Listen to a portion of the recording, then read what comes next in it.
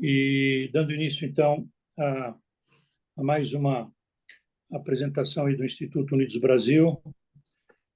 Na abertura, a gente sempre agradece o nosso importante patrocinador, hoje na presença do Márcio Bevilacqua, o Grupo Savoy, sempre a gente nesses bate-papos, nesses debates que a gente faz semanalmente. E então, agradecendo o Grupo Savoy. Põe a telinha aí, Ariana. Cadê a Ariana? A telinha do grupo. Então, hoje, o Shopping Centro Comercial de Canduva, um grande parceiro, faz parte aí do grupo Savoy, um dos empreendimentos importantes hoje do país, né? E então, patrocinando. O Enéas Solomoni, que é o presidente do grupo, um grande parceiro nosso de longa data, desde o início aí do Instituto Unidos Brasil, 3 anos e 8 meses, e se Deus quiser, vamos continuar aí junto com a Savoy, pelo menos nos próximos 15 anos, depois mais 15, depois mais 15. Então, vamos lá para... Vai passar para os nossos netos, Nabil. 15 Eu não com vou estar mais 15 aqui. com 15 deu 45. Tá bom, Nabil. A gente topa. Vai ser Tá para bom, os né? netos, viu, Marcelo? Mas tem que tá esse grupo presente, tá? Não, a gente vai estar. Nós vamos estar de bengalinha, mas vamos estar aí. Bom, deixa eu fazer rapidinho a apresentação. Nabil, está cortando bastante. Você sumiu. Brasil, Nabil? famosa engenharia tributária. Travou para mim aqui também. Deixa eu avisá-lo. Fundador Nabil já era. Nabil já era. Estão me ouvindo bem? Não. Nem vendo, nem ouvindo. Você já foi para o além, Nabil. Agora melhorou. Ah, é? Agora sim, Agora senhor. sim, agora sim. Então, vamos lá. Então, vou repetir. Ana Carolina Brasil Vasques, advogada tributarista com MBA na Universidade de São Paulo, né, a USP, em gestão tributária. Pesquisadora no curso sobre mulheres e políticas públicas, também da Universidade de São Paulo, a USP. Fundadora do Escritório Brasil Vasques Advogados, presidente do Núcleo de Arbitragem do IBREI, coordenadora do Núcleo Industrial da Associação Comercial de Tatuí de São Paulo e cofundadora do Mulheres do Tributário. Então, sem grandes delongas, Ana, a palavra é tua.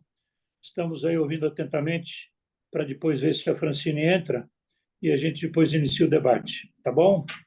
Certo. Boa noite a todos. Gostaria de agradecer a oportunidade, dizer a alegria que é estar com vocês aqui novamente, parabenizar novamente Castilho, Nabil e a todos do Instituto pelo trabalho desenvolvido, por essa iniciativa inteligente, rápida e brilhante que proporcionou a todos nós, a sociedade, as empresas, debater os pontos críticos da reforma tributária e, embora nem todos os nossos pontos possam ser aprovados ou ouvidos, o debate foi instaurado e isso tornou a reforma tributária muito mais democrática e tenho certeza que preveniu muitos problemas e também está contribuindo para a melhora do ambiente de negócios, porque, afinal, já dando início aqui ao nosso debate, todos nós entendemos que essa complexidade do nosso sistema tributário, ela é nociva ao ambiente de negócios, ela é nociva ao desenvolvimento do nosso país. Então, a reforma tributária ela veio da necessidade de trazer simplificação e transparência para o nosso ambiente tributário, nosso ambiente de negócios, e assim construir um ambiente de confiança, porque sem confiança ninguém faz negócio, sem confiança ninguém faz nada, a gente precisa de confiança para fazer qualquer coisa e principalmente para fazer negócio. Então, a base da reforma tributária, os princípios constitucionais novos são simplicidade, transparência, cooperação, defesa do meio ambiente e justiça tributária. Então, são princípios constitucionais maravilhosos, mas que não basta que eles estejam no texto, nós precisamos que eles sejam efetivos. E, com isso, a reforma tributária, então, a emenda constitucional 132, ela foi promulgada em dezembro do ano passado, e agora nós estamos na fase da regulamentação das leis complementares. Desde janeiro, aí trabalhando com o Instituto, nos grupos de trabalho, 19 grupos de trabalho, debatendo os possíveis problemas. Nós sabemos que tem alguns setores que serão mais onerados que outros, e é importante a gente estar preparado, estar lutando, né, para que saia o mais justo possível, para que não tenha esse aumento excessivo da carga tributária, mas é fato que a gente sabe que tem alguns setores que serão mais afetados. Aqui, só para contextualizar, eu não sei, né, o que cada um sabe da reforma tributária. Então, nós estamos falando da reforma tributária sobre o consumo. Nesse momento, nós estamos falando do consumo. Ainda haverá reforma tributária sobre a renda. E do consumo, o que nós temos hoje? PIS e COFINS, ICMS, ISS e o IPI. O PIS e COFINS será substituído pela CBS. Então, hoje também é um ponto de atenção às empresas que elas estão no lucro presumido, porque o lucro presumido ele paga PIS e COFINS sobre o faturamento. O regime cumulativo, que é esse de PIS e COFINS, que paga hoje R$ 3,65 sobre o faturamento, não vai mais existir. Só vai existir o regime não cumulativo para a CBS. Então, essas empresas elas também precisam se preparar para que haja uma transição tranquila e elas consigam chegar preparadas ali para absorver esse novo cenário e não perder sua competitividade, não ter nenhum problema ali pelo caminho. O ICMS e o ISS serão substituídos pela IBS, que vai ser administrada pelo comitê gestor. Então, nós teremos a unificação do ISS, que é municipal, e do ICMS, que é estadual, e o IPI ele será extinto, exceto para os produtos que são industrializados na Zona Franca de Manaus. E teremos também a criação de um novo tributo, que é o imposto seletivo. O imposto seletivo ele tem um objetivo, na verdade, era para ele ter o objetivo extrafiscal, ou seja, que é para regular a economia. Ele tem a incidência sobre produtos nocivos à saúde e ao meio ambiente. Mas nós já temos um problema aqui no imposto seletivo na regulamentação do PLP 68 logo de cara, porque o imposto seletivo ele está incidindo sobre os veículos. E aí os veículos que são sustentáveis não têm essa incidência, ou têm uma menor incidência. E quando a gente vai ver, os veículos elétricos hoje no Brasil têm um custo muito alto. E isso acaba sendo contrário à justiça tributária. E também ineficiente em relação ao próprio meio ambiente, porque eu posso ter o mesmo carro que o Castilho, só que eu rodo 1.000 quilômetros por dia, e o Castilho roda 10. Então, em relação ao meio ambiente, se o meu carro for a combustão e o dele também, ele é ineficiente em relação à defesa do meio ambiente. Outro ponto que nos causa preocupação nesse PLP 68 é porque nós estamos falando de CBS e IBS. O imposto seletivo é um novo imposto, que é para ver a incidência aí sobre os produtos nocivos à saúde e ao meio ambiente, como vai haver em relação a bebidas açucaradas, por exemplo. Mas um ponto de preocupação é que nós queremos trazer a tributação de outros países do mundo. 90% dos países do mundo utilizam o IVA, que é o Imposto sobre o Valor Agregado. E aí, o nosso IVA é dual devido à particularidade da nossa federação, para respeitar a autonomia de estados, municípios e União. Então, CBS da União e IBS dos estados e municípios, administrado pelo comitê gestor. Só que nós já temos um problema logo de cara ali no PLP 68, porque temos um comitê da harmonização da interpretação. Estamos falando de tributos gêmeos, mas estamos falando de tributos gêmeos que poderão ter interpretações distintas, porque existe esse comitê da harmonização, ótimo, ponto muito positivo para o governo, mas quando que ele vai ser utilizado? Essa utilização ela deveria ser obrigatória, né? Se eu estou falando de tributos que são gêmeos, separados ali só pela natureza do nosso pacto federativo, e se estamos falando em simplificação, eu não posso ter um tributo que tem a mesma base de cálculo, as mesmas hipóteses de não incidência, tendo interpretações ou auto de infração diferente, porque senão não há simplificação. Então, esse é um ponto de atenção, e a gente sabe que esses detalhes eles são importantes, porque no futuro o que a gente quer combater? E principalmente para trazer segurança jurídica e para trazer confiança no ambiente de negócios no Brasil. é trazer essa simplificação, essa transparência. E se a gente continuar com isso, a gente vai continuar com a cultura do litígio, porque isso vai, a CBS é rosa, o IBS é azul. Enquanto não houver essa harmonização, vai haver discussão e vai haver judicialização para saber se é rosa ou azul. O outro ponto é a fiscalização, porque hoje a tributação no Brasil ela é na origem. E a partir da reforma tributária, ela passará a ser no destino. Então, se eu, Carolina, tenho uma fábrica aqui em São Paulo, no estado de São Paulo, a autoridade fiscal competente para me fiscalizar é aqui em São Paulo.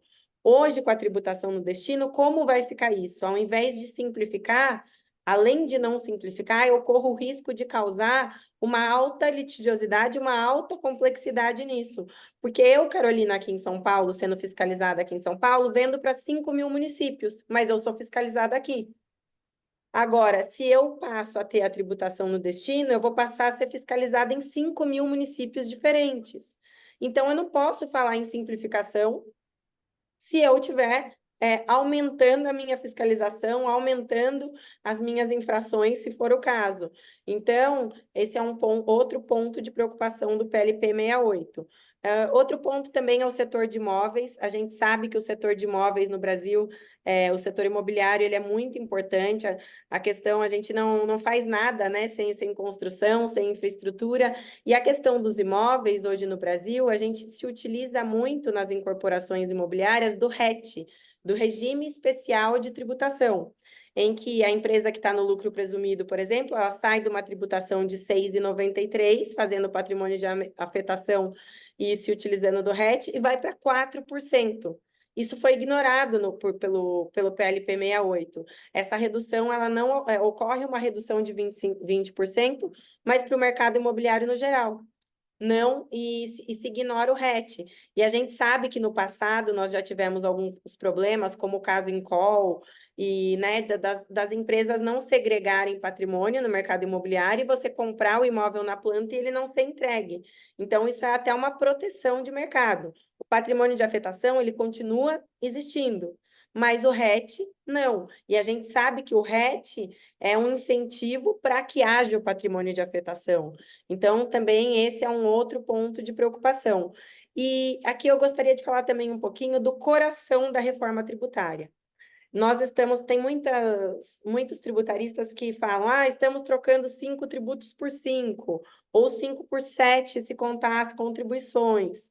Mas a grande base da simplificação da reforma tributária não está no número de tributos, está na questão da simplificação do crédito pleno, da neutralidade. Então, trazer uma não cumulatividade plena, ou seja, todas as aquisições da atividade econômica vão gerar crédito. Eu estou no regime não cumulativo, hoje o PIS e COFINS existe, o regime cumulativo não vai mais existir, eu estou automaticamente no regime não cumulativo e todas as minhas aquisições geram crédito.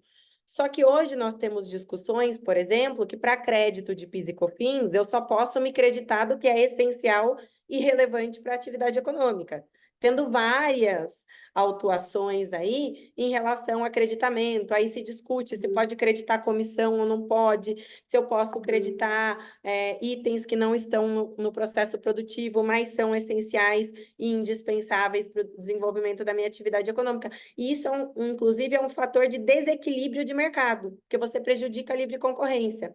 Porque você tem um vizinho que está se creditando de PIS e COFINS de comissão e outro não, por exemplo. E isso tem um impacto de 3 milhões de reais, por exemplo,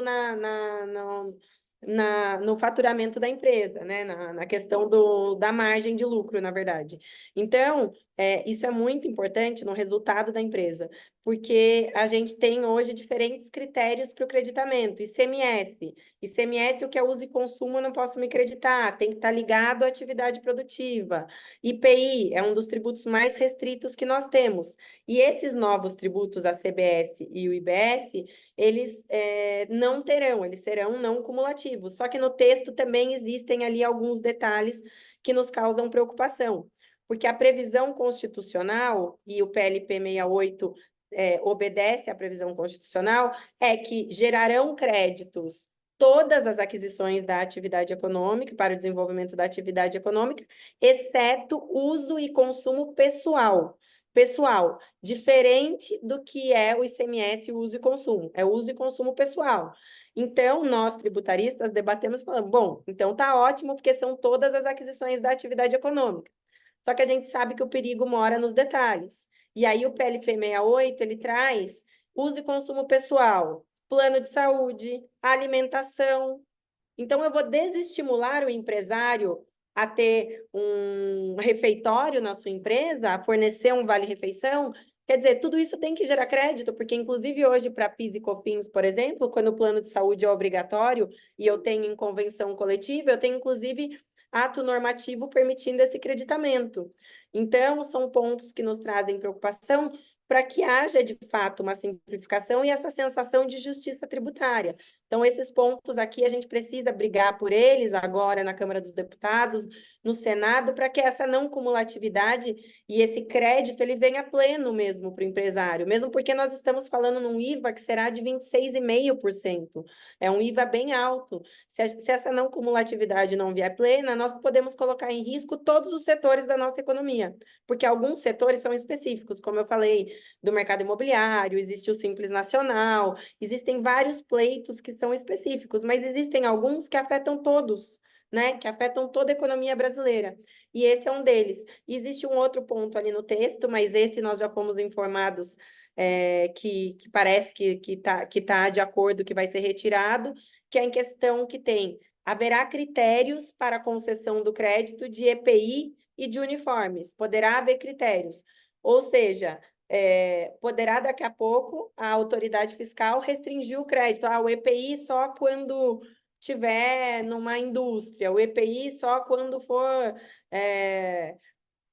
só a luva, o capacete não. Então, a gente sabe que as autoridades fiscais, muitas vezes, elas tentam restringir o crédito do contribuinte com políticas meramente arrecadatórias. E isso nós precisamos combater, porque senão nós não vamos evoluir, não vamos sair do lugar. Então, esses são alguns pontos cruciais ali da reforma tributária que a gente precisa estar de olho, que a gente precisa debater para que haja essa simplificação e essa melhora. Eu vejo que existem muitos pontos positivos, tá? Eu não sou uma pessoa que eu gosto de sentar e só ficar reclamando.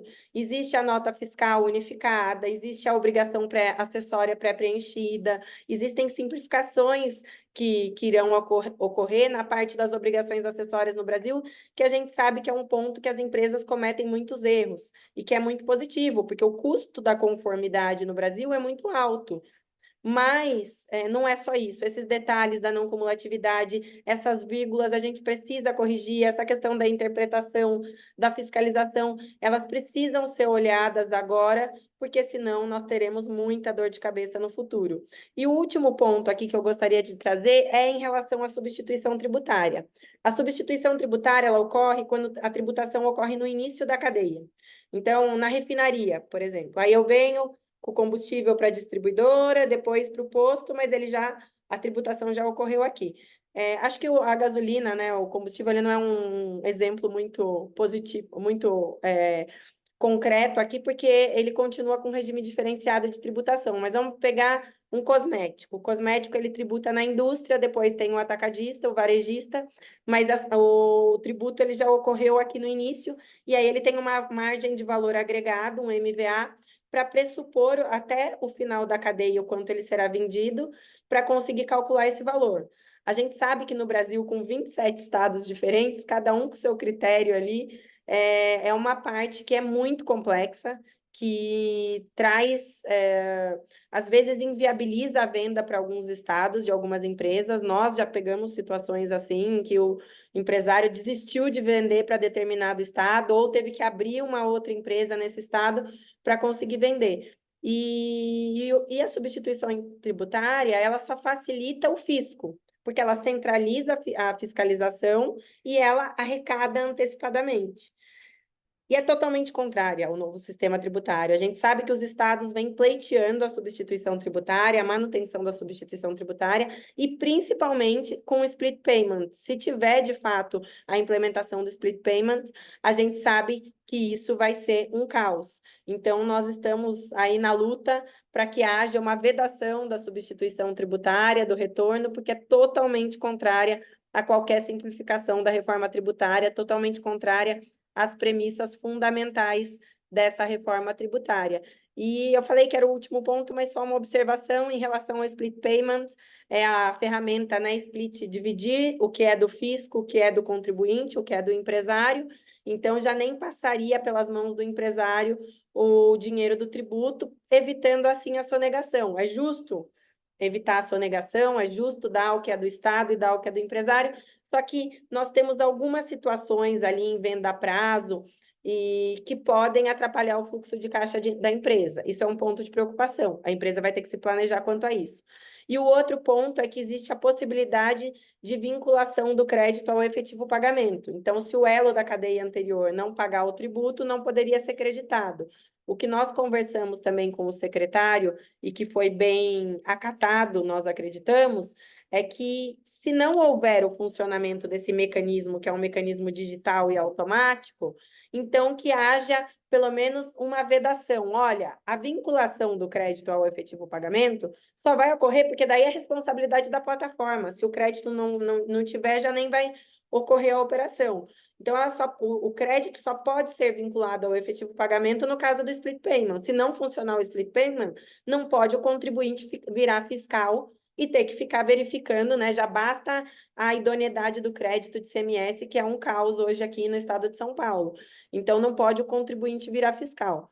Eram esses os pontos que eu gostaria de trazer hoje, não quero me estender aqui, quero abrir também para perguntas, para questionamentos, e fico à disposição. Muito obrigada. Carolina, eu tenho uma pergunta e eu queria que você elaborasse um pouquinho.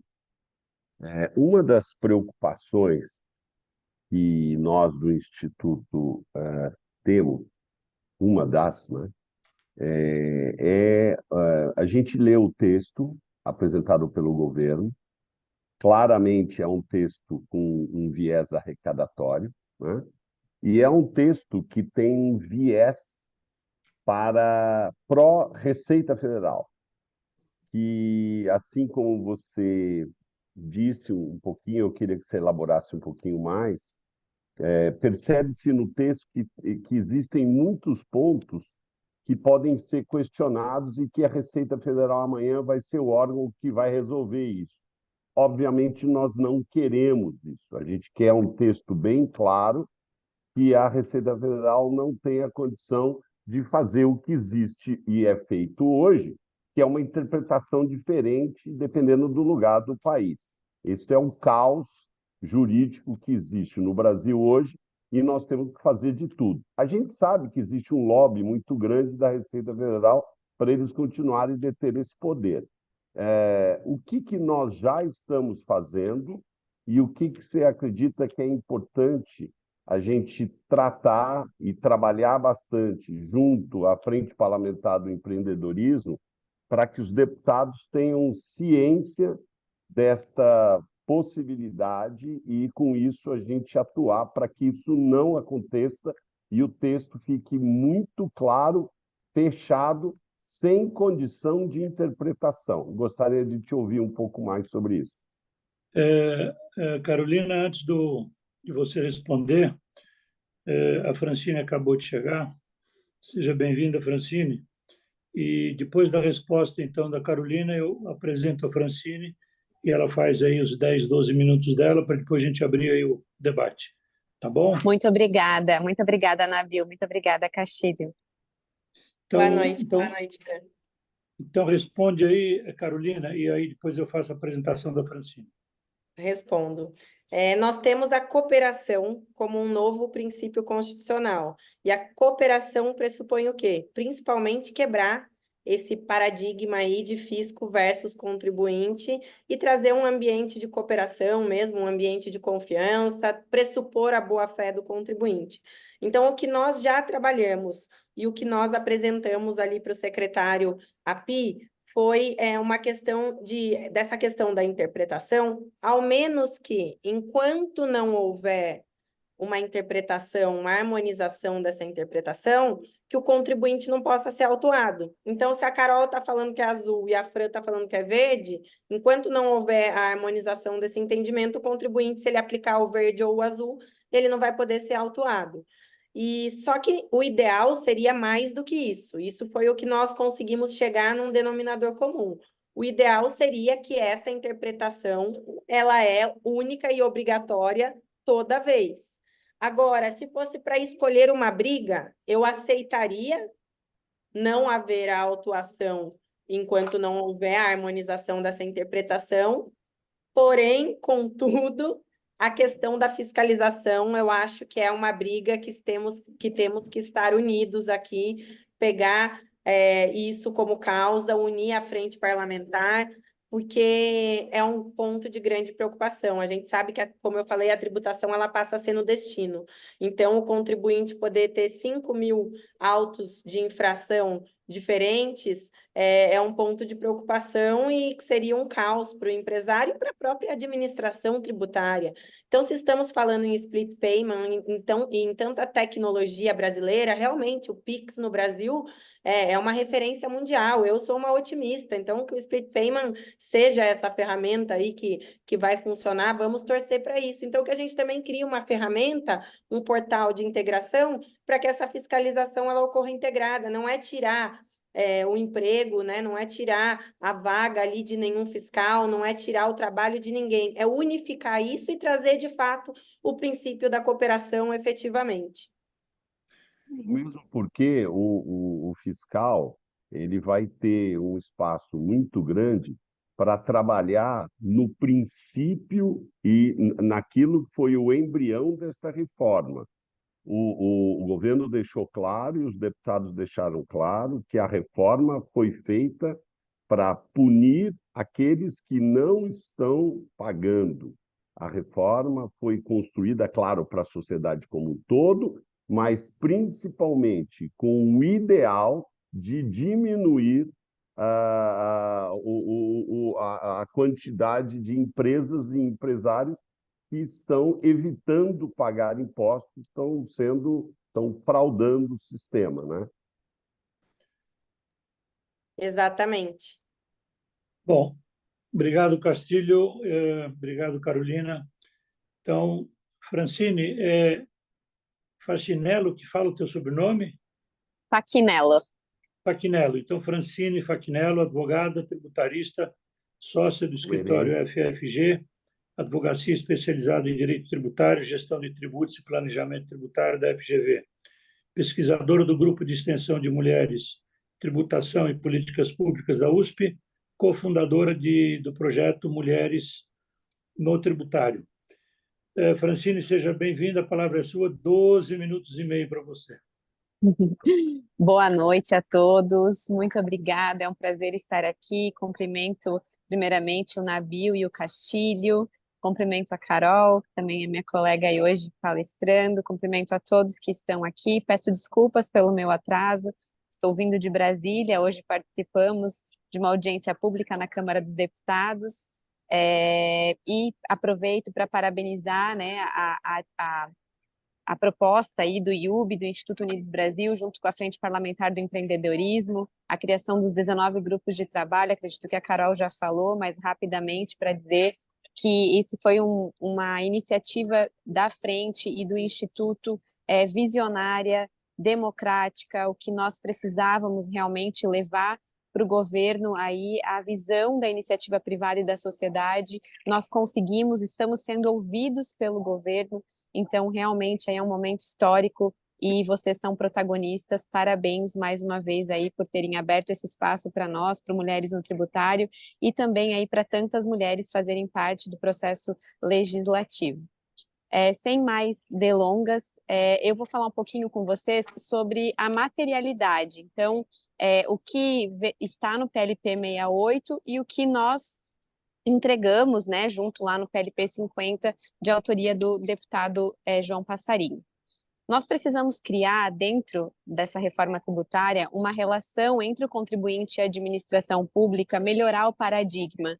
Não podemos mais ter aquela imagem do fisco, né, como leão e o contribuinte como sonegador. Bem como o Castilho falou agora, a grande proposta da reforma tributária é a de que vai ser punido o devedor contumaz e não o contribuinte que ele está aí cumprindo seu papel, recolhendo os tributos em dia, muitas vezes acaba pela burocracia, pela quantidade de documentos fiscais que precisam ser entregues, acaba deixando de pagar algum tributo, mas que a gente tem aí uma conversa e uma relação entre a administração pública e o contribuinte de igual para igual e não como um sonegador.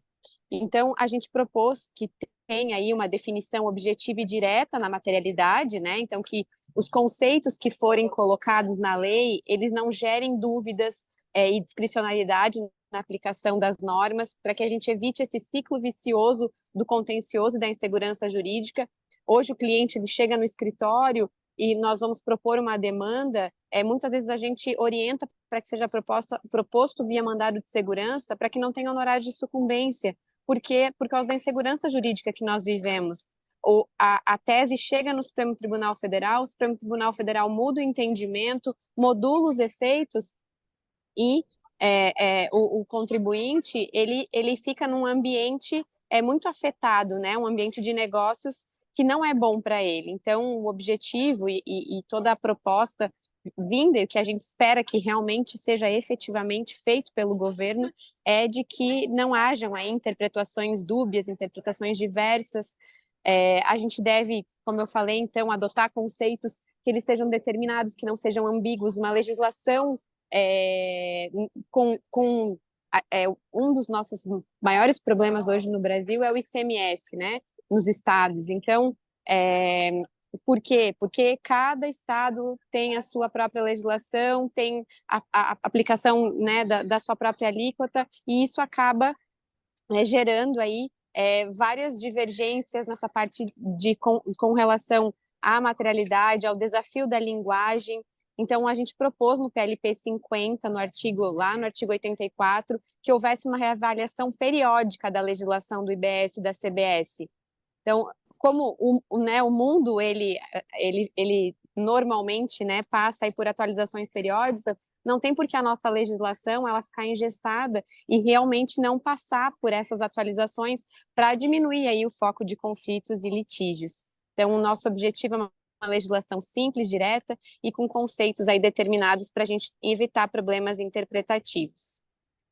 Também, para uma maior segurança e partindo da presunção de boa-fé do contribuinte, a gente, nas nossas sugestões legislativas, no que tange aos bens de uso e consumo pessoal, né, o que forem bens de uso e consumo pessoal que são destinados às pessoas físicas dos sócios, né, tem qualquer relação com a atividade empresarial da empresa, no caso de vedação de crédito, né, do IBE, quando tem incidência do IBS e da CBS. Nós colocamos, né, e foi a nossa sugestão até na nossa conversa com a API, porque o objetivo é assegurar um crédito amplo e com critérios objetivos, justamente para garantir aí essa questão do princípio da neutralidade, para que ele seja respeitado. Então, o PLP 68, ele veio com uma relação de bens, né, já de uso e consumo pessoal, mas nas nossas sugestões, a gente tinha colocado um parágrafo, agora o que foi enviado era de que todos os bens e serviços usados e consumidos dentro do estabelecimento do contribuinte, eles já são presumidamente relacionados à atividade econômica. Então, isso já garante direito ao crédito.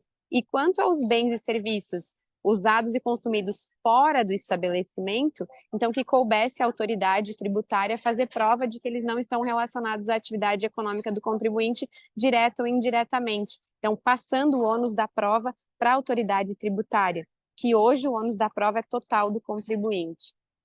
Então, eu também não, né, sem muitas delongas, a gente Outro ponto que nós falamos e que também não está aí não tá no PLP 68, nós trouxemos algumas pautas específicas na Câmara dos Deputados. Eu falei na semana passada sobre os nanos fornecedores, hoje foi novamente reforçado. Os nanos fornecedores, para vocês entenderem, são pessoas... Então, vocês estão me ouvindo? Para mim, travou. Oi? Estamos ouvindo sim. Não, estamos te Tá ouvindo ótimo, bem. tá tudo ok. Tá? Para mim parece que tá. Não, tá Isso. tudo certo. Tá. Não. Vai em frente, estamos te ouvindo bem. Estão me ouvindo Não, bem? pode continuar. Sim. Sim, Ótimo. sim. Tá. Só para mim travou. Eu acho que eu vou só. Oi? Tá bem, tá bem. Tá tudo bem. Tá. Deixa eu voltar aqui. Fran, nós estamos te Oi. ouvindo. Tá. Estamos É te que para mim ouvindo. tá caindo. Então, quer abrir para pergunta? Vai sem que tá indo Isso, bem. Tá. Castilho, eu acho que eu vou passar então para nós, vou encerrar e vou passar para a gente abrir para perguntas, porque para mim tá dando Tá bom. falha Eu na conexão. Desculpa. Vou fazer o seguinte, Fran, eu tenho algumas pessoas que querem fazer perguntas. Eu vou começar Uhum. com o Davi Zibergeldi.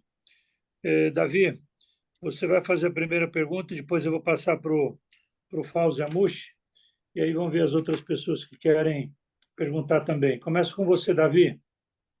Então, primeiro, muito obrigado por essa oportunidade. Eu tenho a impressão aqui que eu sou um corpo estranho, um pouco nesse... Alô? Estão me escutando? Estamos te ouvindo bem. Doutor Davi Zibergeldi. Temos um médico aqui para fazer pergunta. Isso. Então, eu sou uma pessoa, um corpo estranho um pouquinho nessa situação. Eu sempre gostei de economia, mas nunca entendi a economia. Então, achei melhor ser médico, que aí eu entendo bem o que é medicina. Onde eu quero chegar com vocês? Evidentemente que essa política econômica brasileira, ela é uma caixa de surpresas a cada segundo. E num Brasil absolutamente que não consegue entender nada do que se fala. Olha, a complexidade e as aulas magnas que eu estou ouvindo aí de vocês é extraordinário. Só pessoas como vocês, efetivamente, têm a condições de entender esse emaranhado de números, que é absolutamente, na minha opinião, como um cidadão comum, absolutamente inaceitável. Não tem jeito, vai lá e paga e cala a boca e fica quieto. E não adianta querer fazer conta. E não adianta inventar, vender empresas de energia e depois quem vai pagar a conta somos nós, não é quem compra. Bom, enfim. Agora, eu trabalho com a indústria farmacêutica há muitos anos também, independente de ser médico, na indústria farmacêutica. E o que eu vejo é que o estrangeiro, vou falar desse segmento, não vou falar da Toyota nem de outros grupos, vou falar do meu segmento farmacêutico. Ninguém quer vir para o Brasil, ou melhor dizendo, muita gente da indústria farmacêutica indiana, que é espetacular, europeia, que é espetacular, a norte-americana não faz nenhuma questão de vir para o Brasil, enfim, mas não querem. Por quê? Não querem pôr o dinheiro aqui. Quer fechar acordo, sim, com empresários brasileiros, mas que o empresário brasileiro ponha o dinheiro. Por quê? Porque eles são muito claros. Insegurança jurídica, insegurança política, insegurança financeira. Acabou. Eles sabem as cargas tributárias e não querem. E aí eu faço uma pergunta. Como é que vai ser instalada uma política de reforma tributária? É muito blá, blá, blá, na minha opinião. Me perdoe, não de vocês. Vocês estão tentando destrinchar esse emaranhado de opiniões, até de gente que nem sabe o que é economia e muito menos fez uma faculdade de economia, ou talvez já fez até dois meses e colou do amigo para poder tirar. Bom, enfim. Vocês sabem o que eu estou falando. Como é que nós vamos tratar isso num país, estou falando do momento atual, extremamente gastante, um país que não dá a menor importância com os gastos, um país que imagina que vai conter um gasto aumentando a carga tributária. Como é que faz um país que está inchado até o pescoço, gastando dinheiro para tudo quanto é lado, com noivados de festejamento de Da- casamento Davi, na faz a Europa, pergunta. Faz a 38. pergunta, Davi, porque Estou fazendo a pergunta, 38, enfim, como é que faz com todas essas ideias num país altamente inchado? Isso vai cair bem num país inchado ou primeiro é necessário reduzir o tamanho desse país? Desculpe, Nabil, exagerei, mas a pergunta Não, era não, essa. mas você se posicionou. Obrigado, Davi. Quem quer responder? Ou vamos ouvir as duas, um pouquinho a opinião. A Carolina e depois eu ouço a Francine. Fala, Carolina. Davi, dá para entender com certeza aí o seu entusiasmo e a sua revolta no questionamento, porque é um problema que se estende há décadas, né? E há décadas a gente debate a reforma tributária, e é claro que no mundo ideal, a ideia era ter uma reforma do Estado, uma reforma administrativa, antes da reforma tributária, porque eu nunca vou conseguir conter o déficit fiscal enquanto o Estado gastar mais do que arrecada. Só que isso é um problema estrutural, cultural do nosso país. Cultura a gente não muda de um dia para o outro, é muito difícil. Então, veio a reforma tributária. Até quando o Arthur Lira esteve na frente parlamentar do empreendedorismo no Instituto Unidos Brasil, ele falou: não é a reforma tributária perfeita, mas foi a que foi possível. Eu acredito que tem um ponto positivo, porque quando você está ali dentro de uma bolha e aquela bolha está ruim e está todo mundo reclamando que aquela bolha está ruim, você estoura a bolha, você vai mexer. Vai, né? Vai ter sujeira para todo lado agora. Só que é fundamental que a gente não fique só reclamando e tenha essa união e esse debate que nós estamos tendo aqui hoje para pensar em soluções. Existem soluções que nós estamos conseguindo de forma amigável. Existem outras soluções que nós vamos ter que brigar. E se for para morrer, que seja morrer brigando, né? Porque são Com causas galhardia. importantes. São causas importantes para o nosso país. Existem pontos positivos, existem esses. Por isso que eu falei, quando eu falei ali da interpretação e da fiscalização, se for para escolher uma batalha, vamos para a fiscalização, que é mais complexa, que é mais prejudicial, e a interpretação a gente aceita o meio termo ali que a gente conseguiu no meio do caminho. Não adianta, política é isso, né? E a gente vive numa democracia, eu acho que nós também temos que aprender a escutar os lados. O que me encantou muito também nesse trabalho do Instituto realizado aí desde janeiro, eu falo que a gente se fala quase todo dia, as pessoas que participaram dos grupos de trabalho, a gente faz reunião domingo, sábado à noite, mas o que me encanta nesse trabalho é você chegar num denominador comum, porque você querer uma reforma tributária que todo mundo vai pagar 5% de tributo, não existe. Então, assim, quando a gente tenta aplicar uma justiça, olha, o meu setor vai ser onerado nisso, o setor dos serviços, por exemplo, ele vai ser mais onerado do que os outros. A gente sabe que o setor dos serviços tem poucos insumos. Você falou que trabalha com medicamentos. Uma das preocupações, é que além de médico, né, você trabalha com a parte de farmácia. Uma das preocupações com a indústria farmacêutica é que nós temos um rol taxativo ali, porque hoje existe uma redução de 60%, e existem inúmeros remédios que não estão ali. E a gente sabe que a ciência ela está evoluindo a cada dia, e, por exemplo, medicamentos para o câncer. Nossa, saiu um medicamento novo. Como que o poder público vai atualizar essa lista de Demora redução? 5 anos para chegar no Brasil.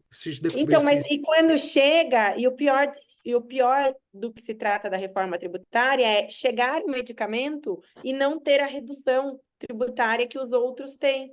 Então, pensando em políticas efetivas aqui, uma das sugestões que nós demos também foi que houvesse uma lista em que a administração tributária, ela tem 3 dias para validar os novos medicamentos dessa lista.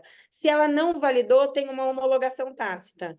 porque senão a gente corre o risco de um medicamento demorar para chegar no Brasil e ainda não ter a redução tributária que os outros medicamentos têm. Aí você tem um medicamento antigo mais barato, ineficiente, e um medicamento novo que poderia estar salvando vidas Exatamente. Está mais perfeito o caras. seu raciocínio, está perfeito. Isso é um emaranhado que parece que não tem fim. Puxa Deixa eu ouvir a daqui, estica lá e não dá em nada.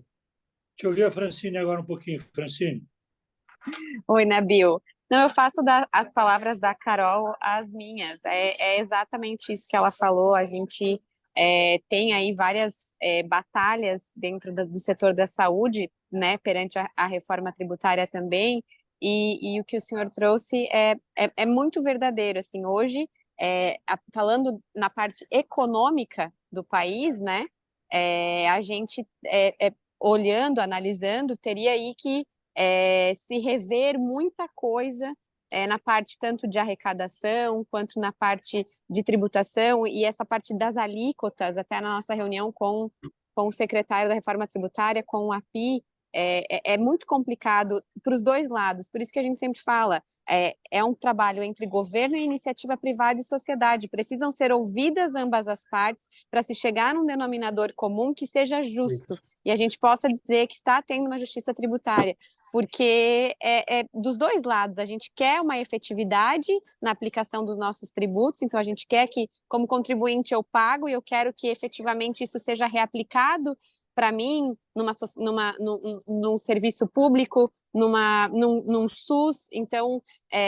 justamente aí a máquina ela precisa dessa engrenagem, realmente desse acerto entre sociedade e governo para ela efetivamente funcionar. Obrigado, Francine. Eu vou pedir para o Castilho agora tocar para mim com a pergunta do Fausto. Eu vou ter que ir para uma outra reunião que eu vou ter que coordenar agora uma outra live, mas bom trabalho para todos vocês. Muito Obrigado, obrigada. Castilho. Vai em frente. Francine, obrigado. Carolina, obrigado. Boa noite, Nabil. Obrigada, boa noite, Nabil. Então, Castilho, toca aí para mim, por favor. Um abraço. Agora nós temos a pergunta do Fausto, depois vamos ouvir as duas considerações, abrir para quem quiser fazer um pouquinho, né? Nós ainda vamos estender até mais uns 10 minutos, que a gente atrasou na entrada. Mas, Fausto, a sala é sua. Olha, estão me ouvindo bem? Sim. Tá. Então, primeiro cumprimentar as expositoras aí, né?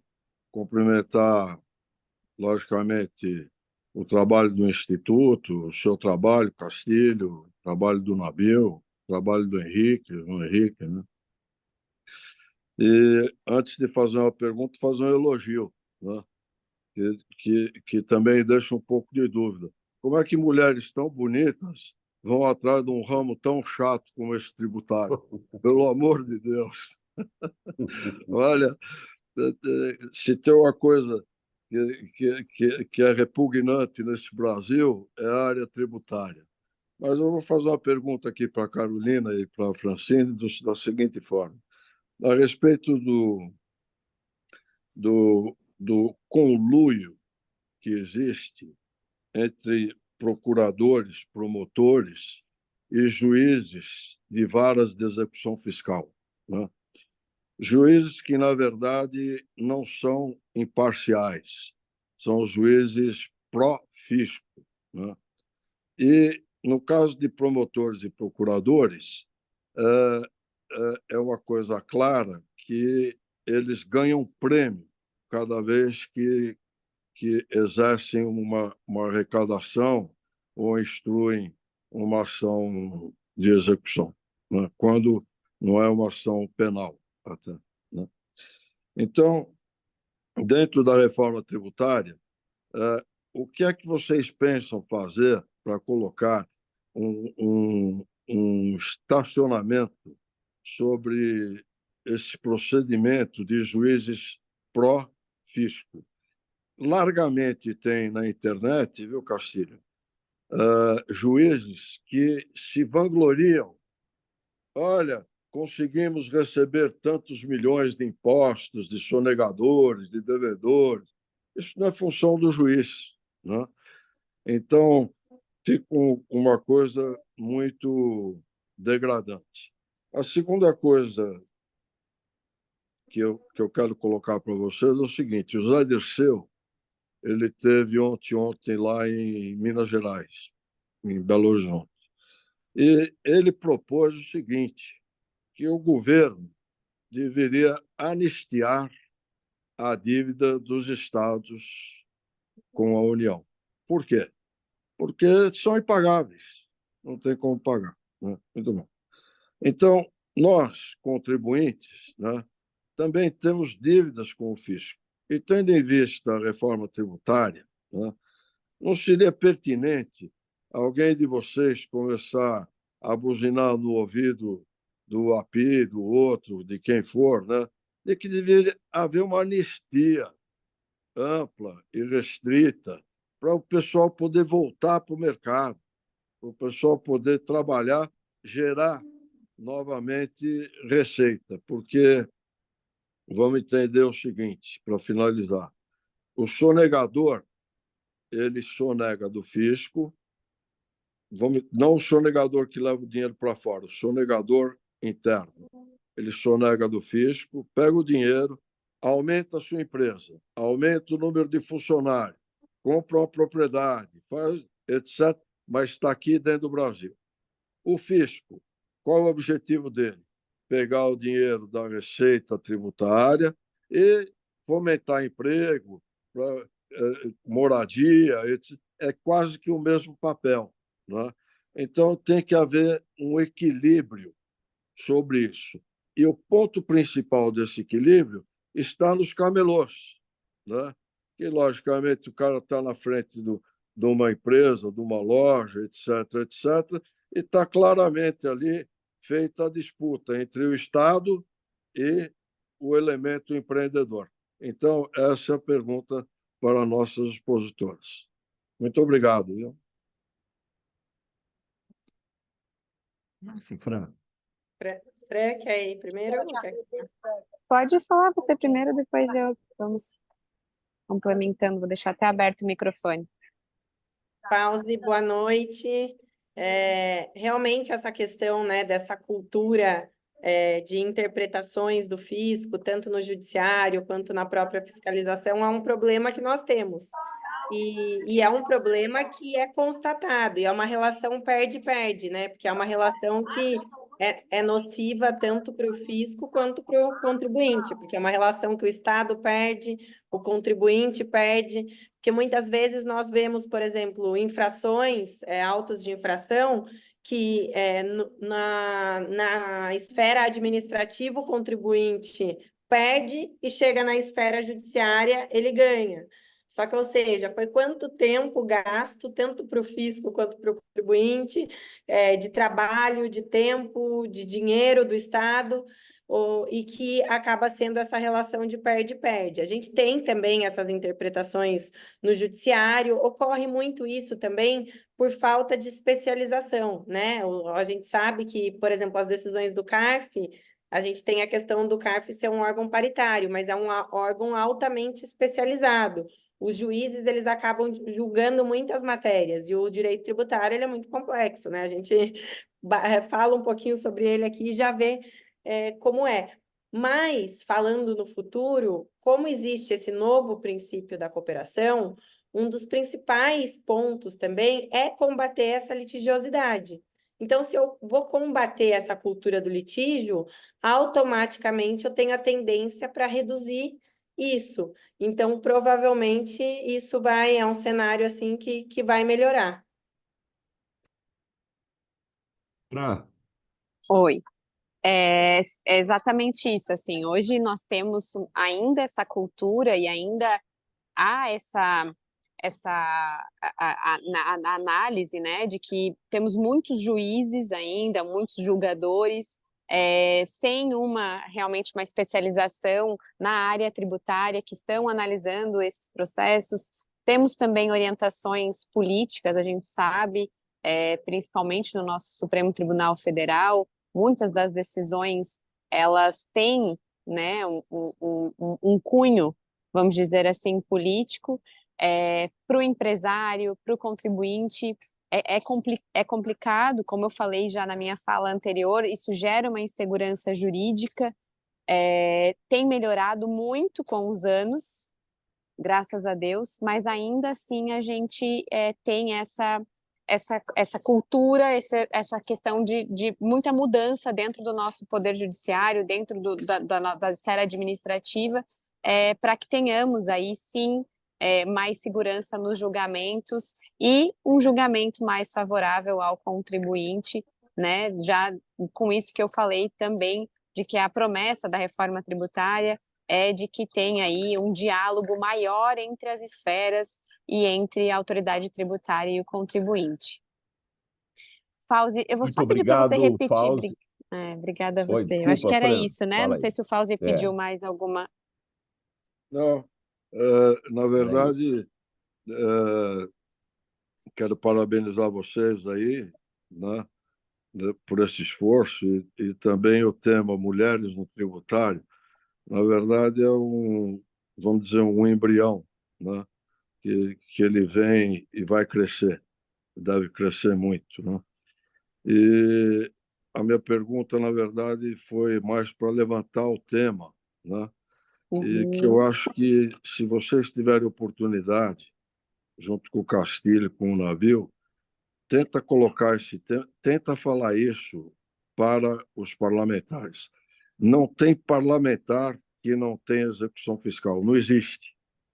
Todos, todos os 500, todos têm, né? Eu conheço bem isso, né? Então, isso é um tema altamente relevante.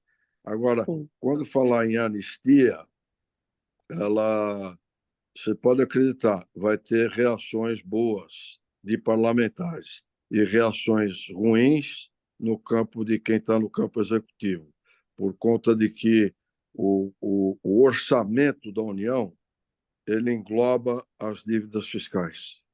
Tá bom? Muito obrigado. Sim. Boa noite para Obrigada a você. você. Boa noite, Fauzi. Muito Boa noite, obrigada. Nabil. Ô, Castilho, boa Só noite. completando aqui, Fauzi, completando aqui um pouquinho, o grupo Organização Mulheres Tributárias trabalha junto com o Instituto Unidos Brasil. Nós assinamos um protocolo de cooperação e elas não são pequenas, não, são mais de 1.000, Fauzi. São mais de Não, 1.000. viu o que eu quis dizer? Perdão, viu, Castilho, corrigindo, me dá essa oportunidade. Eu não Não, quis claro. dizer, eu não quis dizer pequena nesse sentido de quantidade. Eu quis dizer pequeno em termos de ainda no quadro. Olha, eu vim de Brasília ontem, eu não sei se você viu, eu tive com o presidente Geraldo Alckmin e eu tive com 12 generais. Tive, inclusive, com o comandante da Aeronáutica, o comandante do Exército, o comandante da Marinha, né? Depois eu vou passar para você aí. Legal. A insatisfação é tão grande que há uma repercussão no sentido de que há um desnorteamento, né? E quando a gente tem um sistema de caos, aquele que cria um pouco de liderança, a semente cresce e a importância é ouvida. Tá bom? Muito obrigado. Abraço. Desculpe se eu dei a Obrigada. interpretação errada, viu? Imagina. Não, em hipótese alguma. Eu só quis dizer que essas doutoras aqui são craques. Eu queria Castilho, passar a última pergunta para Cecília Gelensky. Cecília, você queria fazer uma pergunta?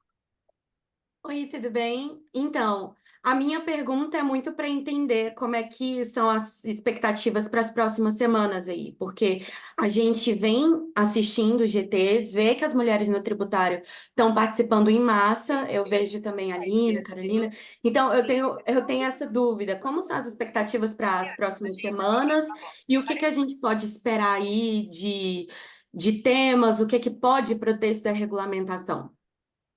Oi, Cecília, tudo bem?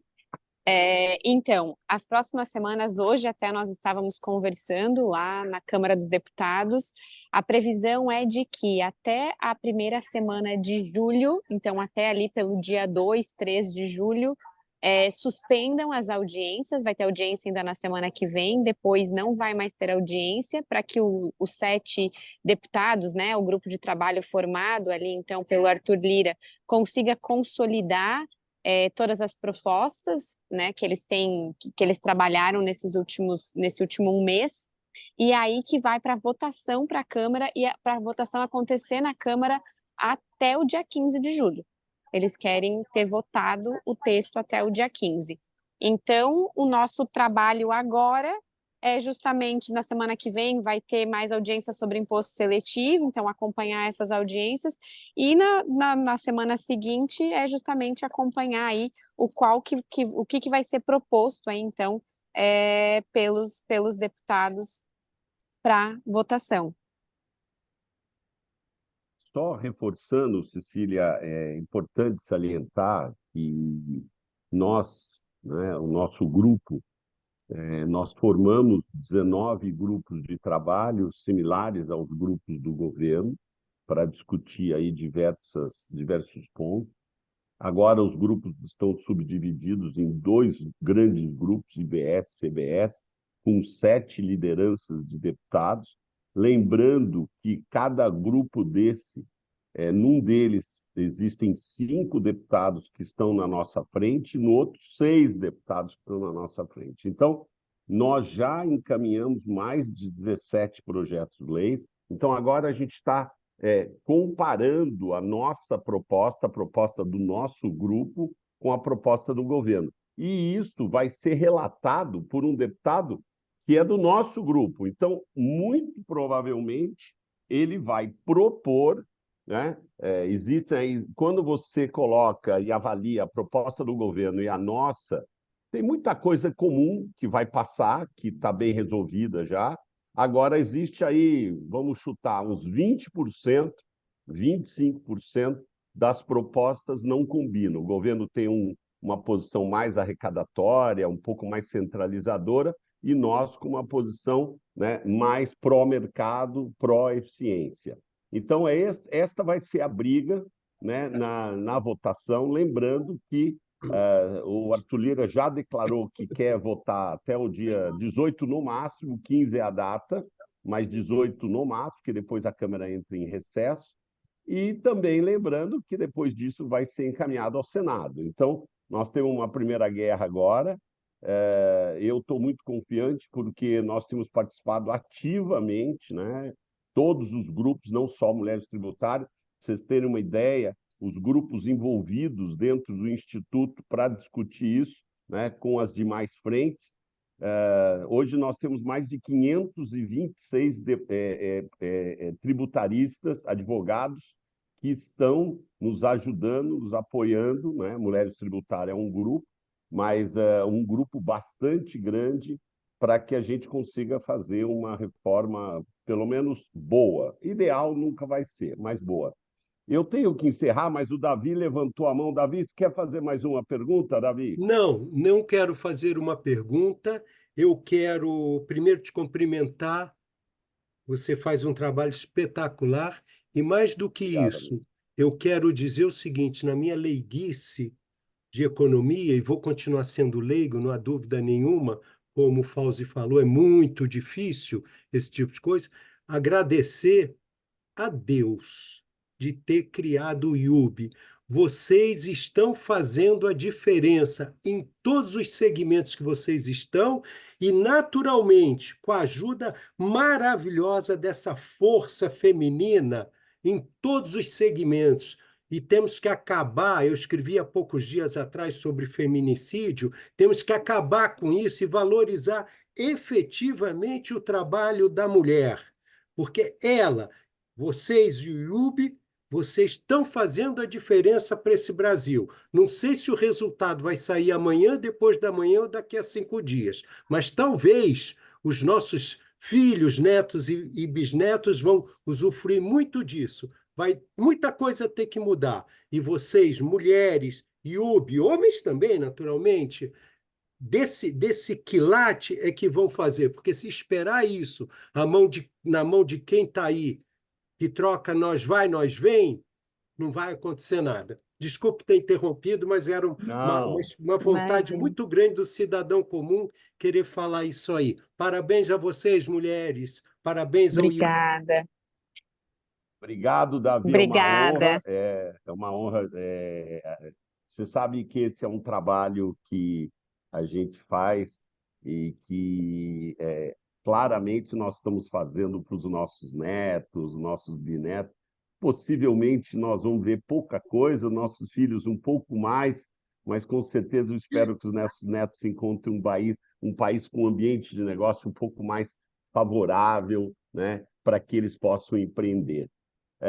Gente, eu gostaria de agradecer imensamente, primeiro, o apoio do Grupo Savoy, do Centro Comercial Aricanduva, na pessoa do Márcio Bevilacqua, que está aqui, do Enéas Salomone, que sempre foi um grande apoiador do Instituto. Nós estamos aqui graças à boa vontade e ao interesse desses empresários em apoiar esta causa. Então, Márcio, muito obrigado. O apoio da Savoy e do Aricanduva é absolutamente fundamental. Nós vamos fazer uma rodada grande de lives, então nós vamos ter aí, nas próximas semanas, sempre às quintas-feiras, este mesmo horário, novos grupos, um trabalho que não vai parar, né? Não vai parar na aprovação, porque em seguida nós vamos ter que modificar, porque, como vocês sabem, o ambiente político ele é um organismo vivo, ele não é que você acabou de aprovar e acabou, não. Acabou de aprovar, eu acho que aí é que começa a história. Muito obrigado, doutora Francine. Passo meus cumprimentos à doutora Carolina, que teve que sair, que a bateria dela acabou. Eu acompanho, eu sou um fã de carteirinha de vocês, porque eu acompanho o trabalho, vocês vivem viajando, deixando família, filhos para o lado. Lembro a todos que esse trabalho é voluntário, não tem ninguém aqui sendo remunerado, então é muito importante isso, o pessoal está fazendo um esforço para ajudar o Brasil. Márcio, a última palavra, encerramento é sua. Não, Castilho, eu só estou dando parabéns. Parabéns pelo trabalho, parabéns pelas doutoras, pela apresentação. Continuamos juntos e acompanhando o trabalho do IUB, que é um trabalho importante para o empresariado, para o brasileiro, como você disse, para as futuras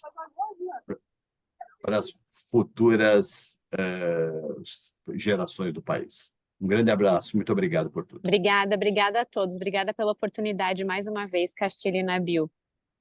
Boa noite a todos. Um abraço. Boa noite. Até a Boa semana que vem, noite. nesta mesma Até. hora, nesse mesmo bate-canal. Para quem é mais velhinho, sabe bem. Tchau.